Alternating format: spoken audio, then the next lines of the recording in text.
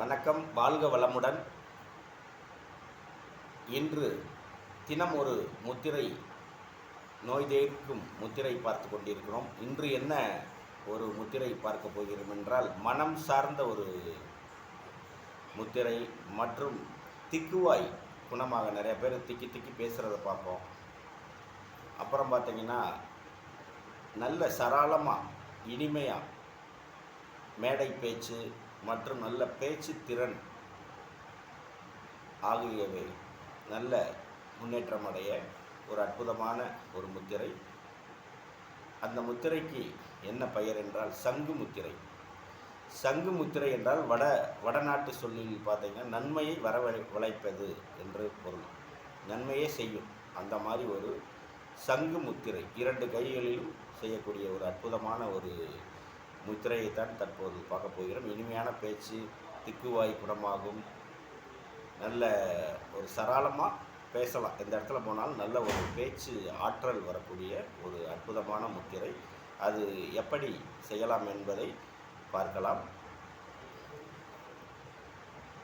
இந்த கட்டை விரலை இந்த உள்ளங்கையில் நடுவில் கொஞ்சம் லேசான ஒரு அழுத்தம் பிடித்து விட்டு, மீதமுள்ள இந்த 4 விரலை, இந்த கட்டை விரலை நன்றாக கெட்டியாக இருக்க பிடித்து கொள்ளவும். மீதமுள்ள இந்த 4 விரல் இந்த கட்டை விரல், வலது கையின் கட்டை விரலை தொடுமாறு இருக்கவும். இதுதான் சங்கு முத்திரை.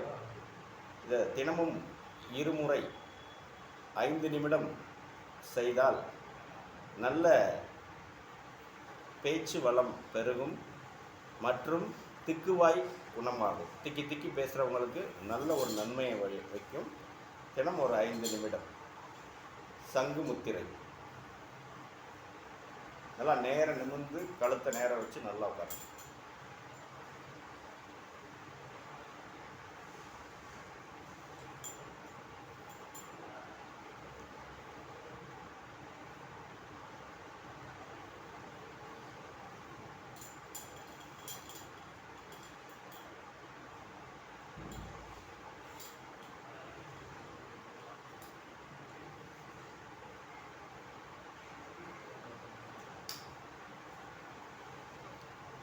ஓகே நண்பர்களே, நாளைக்கு நோய் தீர்க்கும் மனம் சார்ந்த